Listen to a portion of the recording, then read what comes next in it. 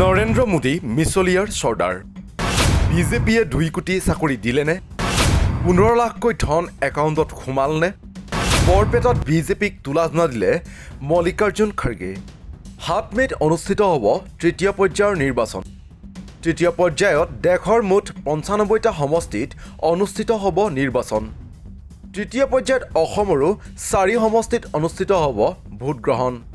তৃতীয় পৰ্যায়ৰ ভোটগ্ৰহণৰ লৈ নিৰ্বাচনী প্ৰচাৰ তুংগত থকাৰ মাজতে আজি বৰপেটা সমষ্টিত কংগ্ৰেছৰ হৈ ৰণডংকা বজাই কংগ্ৰেছৰ ৰাষ্ট্ৰীয় সভাপতি মল্লিকাৰ্জুন খাৰ্গে কংগ্ৰেছ প্ৰাৰ্থী দিব্যায়নৰ হৈ নিৰ্বাচনী সভাত অংশ লৈ প্ৰধানমন্ত্ৰী মোদীক বিভিন্ন প্ৰশ্নৰে ঠকাহৰকা কৰে কংগ্ৰেছৰ সভাপতিগৰাকীয়ে প্ৰধানমন্ত্ৰী মোদীক মিছলিয়াৰ চৰ্দাৰ আখ্যা মল্লিকাৰ্জুন খাৰ্গেৰ নৰেন্দ্ৰ মোদীক মিছলিয়াৰ চৰ্দাৰ আখ্যা দি কংগ্ৰেছৰ সভাপতিগৰাকীয়ে কয় যে প্ৰধানমন্ত্ৰীয়ে আজিলৈ যি প্ৰতিশ্ৰুতি দিছে প্ৰতিটোৱেই ভুৱা প্ৰমাণিত হৈছে মল্লিকাৰ্জুন খাৰ্গেয়ে কয় প্ৰধানমন্ত্ৰীয়ে বছৰি 2 কোটি চাকৰিৰ প্ৰতিশ্ৰুতি দিছিল 15 লাখকৈ ধন দিয়াৰ প্ৰতিশ্ৰুতি দিছিল কৃষকৰ আয় দুগুণ কৰাৰ প্ৰতিশ্ৰুতি দিছিল কিন্তু প্ৰধানমন্ত্ৰীয়ে নিজৰ প্ৰতিশ্ৰুতি পূৰণ কৰিলে জানো বুলি প্ৰশ্ন উত্থাপন কৰে কংগ্ৰেছৰ সভাপতিগৰাকীয়ে भाइयों और बहनों, अगर मैं इस देश का प्रधानमंत्री बना तो हर साल 2-2 करोड़ नौकरियां दूंगा युवाओं को बोला या नहीं नहीं बोला कौन बोला दिया क्या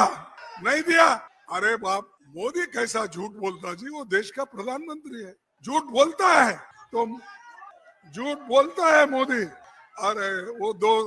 2 करोड़ नौकरी भी नहीं मिले 20 करोड़ नौकरी की वायदा थी वो भी गया बाहर कांग्रेस वाले काला धन रखे हैं अमीर लोग बाहर काला धन रखे हैं मैं लाकर हिंदुस्तान लाकर हर एक के जॉब में 15-15 लाख डाल दिया मोदी ने देखो भाई दिया होगा तुम्हारे चीफ मिनिस्टर के ट्रेजरी में भरा होगा देखो देख लो सच है नहीं और ये भी झूठ है 15 लाख भी नहीं मिले अरे ठीक है फिर ऐसा नहीं बोलना और एक ने कहा इतना ही नहीं किसानों की आमदनी में डबल करूंगा किया डबल फिर मोदी झूठ है अरे कितने बार झूठ बोलता भाई तो 1 बार 2 बार 3 बार झूठ के ऊपर झूठ बोलता है इसीलिए मैं हमेशा कहता हूं मोदी जी आप झूठों के सरदार हैं নিবনুৱা সমস্যা মূল্যবৃদ্ধি আদি কেন্দ্ৰ কৰিও বিজেপিক পুনৰ আক্ৰমণৰ লক্ষ্য হিচাপে লয় কংগ্ৰেছৰ সভাপতিগৰাকীয়ে তাৰ লগতে কংগ্ৰেছে নিজৰ শাসনকালত কি কৰিছিল তাৰো খতিয়ান দাঙি ধৰে কংগ্ৰেছৰ সভাপতিগৰাকীয়ে মল্লিকাৰ্জুন খাৰ্গেয়ে কয় কংগ্ৰেছে নিজৰ 55 বছৰৰ শাসনকালত কি কৰিলে তাৰ এক দীঘলীয়া তালিকা আছে কিন্তু তাৰ বিপৰীতে বিজেপিয়ে যোৱা 10 বছৰত কি কৰিলে বুলি প্ৰশ্ন উত্থাপন কৰে কংগ্ৰেছ সভাপতি মল্লিকাৰ্জুন খাৰ্গে ना था वो हमने किया इस देश में पढ़े लिखे लोग बहुत कम थे हमने आज जब 18% लोग पढ़े लिखे थे आजादी के पहले आजादी के बाद आज 77% लोग पढ़ लिख के आगे आए तो तरक्की किसने की और हमको पूछते हैं कि कांग्रेस ने क्या किया कांग्रेस ने ये किया तुमको पढ़ाया शाह को पढ़ाया हाई स्कूल में डाला कॉलेज में दिखाया नहीं तो तुम तो पहले तो आजादी के पहले तो तुम पैदा भी नहीं हुए थे हमारे ये क्या बोलते हैं ना हमारी बिल्ली हमसे मैं हूं ये हमारे को उल्टा बोल रहे तुम क्या करे अरे तुम तो देश को लूट के अमीरों को दे रहे और हमको पूछ रहे तुम क्या कर रहे এই সকলোবোৰৰ লগতে কংগ্ৰেছ সভাপতিগৰাকীয়ে ইণ্ডিয়া মৰ্চা শাসনলৈ আহিলে অংগনবাড়ী কৰ্মী আশা কৰ্মীসকলৰ দৰমহা দুগুণ কৰা হ'ব বুলি ঘোষণা কৰে